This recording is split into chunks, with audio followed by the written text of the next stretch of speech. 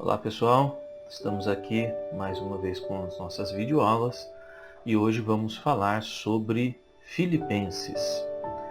Filipenses é uma das cartas do apóstolo Paulo, uma das cartas da prisão, conhecidas como epístolas da prisão, que são Filemão, Colossenses e Efésios e Filipenses. São 4 cartas que o apóstolo Paulo escreveu quando estava preso em Roma. Essas quatro cartas provavelmente ele escreveu e enviou todas junto, e são comumente conhecidas como as cartas da prisão. É absolutamente certo que o apóstolo Paulo escreveu Filipenses. Não há praticamente controvérsias com relação a isso. Filipos, a cidade onde ficava a igreja dos filipenses, era uma cidade grega da Macedônia, foi a primeira igreja plantada na Macedônia pelo apóstolo Paulo, recebeu o seu nome de Filipos por causa de Filipe II, o pai de Alexandre o Grande, imperador grego. E era uma cidade que, apesar de não estar na Itália, ela gozava de direitos de uma cidade romana. Os cidadãos de Filipos eram considerados cidadãos romanos, muito orgulhosos do seu status. Provavelmente por causa disso que o apóstolo Paulo, no capítulo 3, verso 20, ele faz uma descrição linda dos cristãos como cidadãos do céu, porque ele queria mostrar para os filipenses que muito maior honra é ser cidadão do reino dos céus do que um cidadão romano. Filipos tinha uma população muito pequena de judeus, é uma cidade que não tinha sinagogas. As mulheres judias, como nós vemos lá em Atos 16:3, que relata ali a passagem do apóstolo Paulo por Filipos e quando ele funda a igreja, elas se reuniam num lugar ao longo do rio Gangites, o rio que passava ali em Filipos, e ali elas se reuniam para orar, as mulheres judias, e o apóstolo Paulo começa a evangelizar por ali, pregando o evangelho às mulheres ali e a Lídia, uma comerciante rica de tecidos caros tingidos de púrpura, que era um material muito fino, caro, então ela provavelmente era uma cidadã rica ali da região. E ele a encontra ali junto com as mulheres orando ali ao longo do rio Gangites. Elas se tornam cristãs, e Lídia se torna cristã e provavelmente começa a igreja na casa dela. Satanás se opõe ao ministério de Paulo e à plantação da igreja ali em Filipe logo de cara, através de uma jovem, uma escrava jovem, possuída de um demônio, um espírito de adivinhação, que andava atrás de Paulo e Silas ali nas ruas da cidade, adivinhando coisas e falando a respeito deles. As adivinhações eram verdadeiras e davam um testemunho favorável para Paulo e Silas, porém eles discerniram ali, Paulo discerniu esse espírito maligno e não aceitou nem mesmo testemunho favorável de um espírito maligno, expulsando o demônio daquela jovem, que perdeu então ali o poder da adivinhação e acabou com o negócio do seu senhor, que explorava aquela jovem ali, vendendo as adivinhações que ela fazia. Esse homem começa ali um protesto, começa ali um movimento ali contra Paulo e Silas, que acaba prendendo Paulo e Silas. Os dois são presos porque aquele homem começou a inflamar o povo, dizendo que ele pregava coisas contrárias à lei romana, e Paulo e Silas são lançados numa prisão, onde milagrosamente, à noite, eles são salvos, são ali libertos pelo Senhor através de um terremoto que Deus manda, um tremor que abre as celas da prisão e abre inclusive as correntes que estavam prendendo ali Paulo e Silas. Através desse milagre, Paulo e Silas então evangelizam o carcereiro de Filipos e toda a sua família, e todos são salvos para a glória de Deus. No dia seguinte, Paulo e Silas, que não fugiram apesar da oportunidade, eles ficam ali porque eles queriam pregar o evangelho, né? Estavam mais preocupados com a expansão do reino de Deus do que sua própria liberdade. Eles então declaram que são cidadãos romanos, né? E os magistrados ali de Filipos, como uma cidade romana, ficam desesperados porque eles não cumpriram o rito romano jurídico com relação a cidadãos romanos. E eles podiam ser punidos por isso, então eles pedem que Paulo e Silas fossem embora da cidade para que eles não tivessem maiores problemas. Quando Paulo estava preso em Roma, uma delegação da igreja de Filipos vai visitá-lo, né, em Roma, e nós sabemos que Paulo visitou várias vezes ali a igreja em Filipos, né? Ele menciona isso em 2 Coríntios 8, 1 a 5, e também em Atos capítulo 20, verso 6. E ele menciona várias vezes que os filipenses eram muito generosos com ele, sustentando ele no ministério. Era uma cidade rica. Nós vemos que logo de início houve a conversão de pessoas ricas como Lídia. Lídia, então, uma cidade abastada, porém pessoas muito generosas. Então, eles abençoam de modo generoso o ministério de Paulo. Ele menciona isso no capítulo 4, verso 15 e 16 de Filipenses. E menciona em 2 Coríntios 8, menciona que a igreja de Filipos havia feito uma contribuição muito generosa para os necessitados de Jerusalém. E, como já mencionei, eles enviam uma comissão de irmãos, uma delegação a Roma para visitar Paulo na prisão. Nenhuma outra igreja fez um movimento de tal magnitude para com ele. E enviam, inclusive, um irmão chamado Epafrodito para ficar com Paulo ali em Roma, servindo o apóstolo Paulo. Infelizmente, esse irmão adoece e Paulo tem que mandá-lo de volta a Filipe com medo de que ele pudesse até mesmo falecer ali em Roma por causa da doença. Ele teve uma doença quase fatal. Capítulo 2, o apóstolo Paulo menciona isso. Então Paulo envia ele de volta, apesar de ser alguém que estava sendo extremamente útil ali para Paulo. E foi um presente, né, da igreja de Filipe, uma oferta à estadia desse irmão lá com ele. Os objetivos de Paulo ao escrever Filipenses são 5. Primeiro, ele queria expressar por escrito a gratidão com a generosidade dos filipenses. Capítulo 4 ele fala isso. E segundo, ele queria que os filipenses soubessem porque ele havia decidido mandar Epafrodito de volta, para que eles não pensassem que o serviço dele para Paulo fosse insatisfatório. E, em terceiro, ele queria informar os irmãos, né, a igreja de Filipenses, a respeito da sua situação em Roma como prisioneiro. Ele começa a carta tratando disso no capítulo 1, verso 12 a 26. Em quarto lugar, ele escreveu para exortar a igreja de Filipos à unidade. Capítulo 2 e capítulo 4, Paulo fala a respeito disso, então ele fala 2 vezes nessa mesma carta, entendendo que isso é realmente importante, que Paulo estava exortando eles a algo extremamente importante, que era em relação à unidade.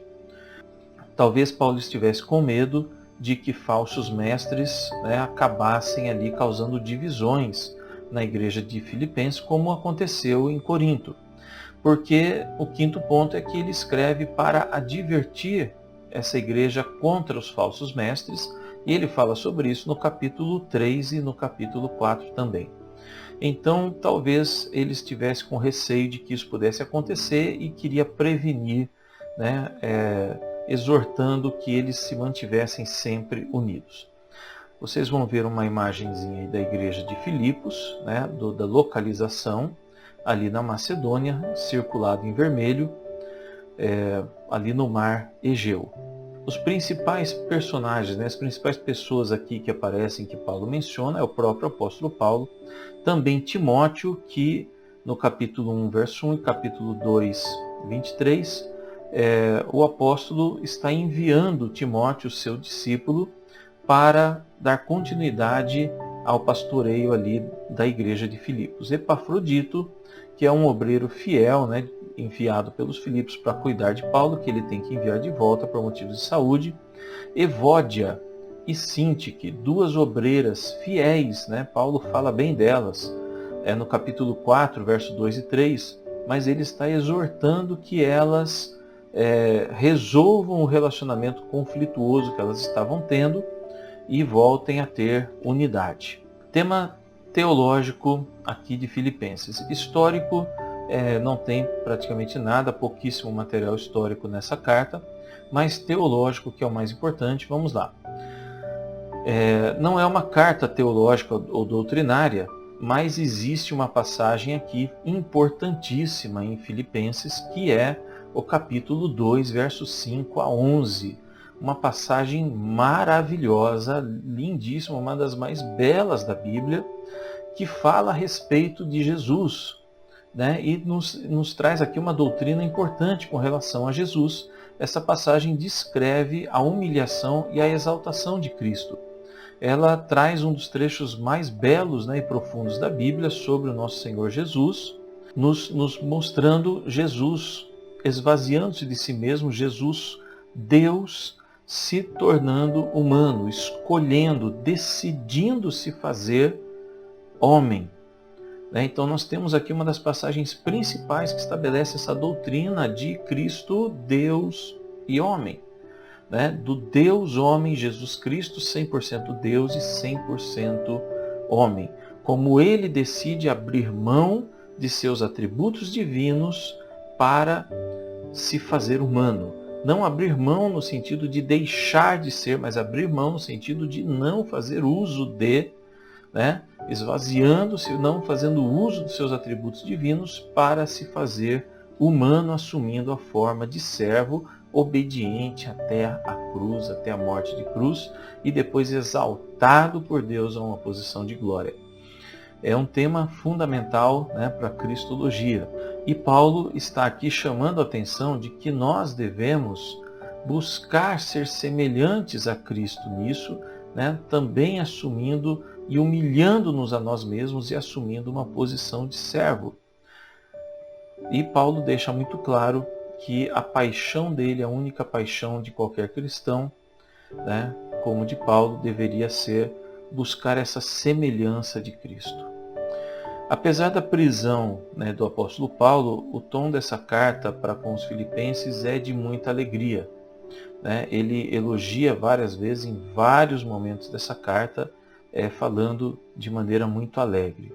Então a principal doutrina que nós destacamos aqui é essa da humildade de Cristo, da submissão de Cristo e da provisão de Cristo para os cristãos. Então a humildade de Cristo, Cristo veio ao mundo para servir como servo. Nós já vimos isso nos evangelhos. Ele vem para ser servo, ele vem para sacrificar-se pela humanidade. Lá no capítulo 2, versos 5 a 8, a submissão de Cristo. Os cristãos devem buscar ser semelhantes a Cristo e no capítulo 2 ali também está tratando dessa submissão de Cristo, ao sacrifício, à obra que ele deveria executar, a obra que ele mesmo colocou para si, a missão que ele mesmo trouxe para si. E nós devemos buscar ser semelhantes a ele. A semelhança de Cristo, capítulo 1, verso 21, 3, 7 a 14 vão falar isso. A provisão de Cristo para os cristãos, Deus provê aos seus filhos todas as suas necessidades, capítulo 4, verso 13 a 19, Deus, ele supre, ele provê, ele é mais do que suficiente. Uma palavra importante aqui para nós entendermos, ainda dentro dessa cristologia, da doutrina de Cristo, é a palavra morfeteu, ali, duas palavras na verdade, que estão ali no capítulo 2, onde fala sendo Deus ou existindo na forma de Deus, falando de Cristo, ele sendo Deus, esvaziou-se de si mesmo, ou existindo na forma de Deus, esvaziou-se de si mesmo. Então, em grego, essa palavra é morpheteu, né? Sendo Deus, ou existindo na forma de Deus. Morfê é a palavra para forma, né? Morfê, forma, da onde se origina essa palavra. Metamorfose, né? Vem também daí, morfê. Então, geralmente, essa palavra ela era empregada para expressar a maneira de como algo existe e a sua aparência de acordo com o que ela é em si mesma. Então, essa expressão, a forma de Deus, pode ser corretamente entendida como natureza e o caráter de essência de Deus, né? Porque morfê fala da maneira como algo existe, expressa a forma como algo existe. Então fala do ser em si, fala da essência, né, de algo. Então ela é corretamente entendida nisso, né, como o caráter e a essência de Deus, a natureza de Deus. Então Cristo, né, Jesus tinha a natureza de Deus, a mesma essência de Deus. Por quê? Porque ele é Deus. Então, dizer que Cristo existiu na forma de Deus, existia na forma de Deus, é dizer que, além da sua natureza humana, ele possuía todas as características e qualidades pertencentes a Deus, porque ele é de fato Deus. A mesma natureza, a mesma essência, né? Porque ele é Deus. Alguns versículos aqui fundamentais, nós temos aqui Filipenses 1, 21, pois para mim o viver é Cristo e o morrer é lucro, o apóstolo Paulo declarando, né, ele vive em Cristo e se ele morrer, ele também está no lucro, porque morrendo ele vai estar então eternamente com Cristo.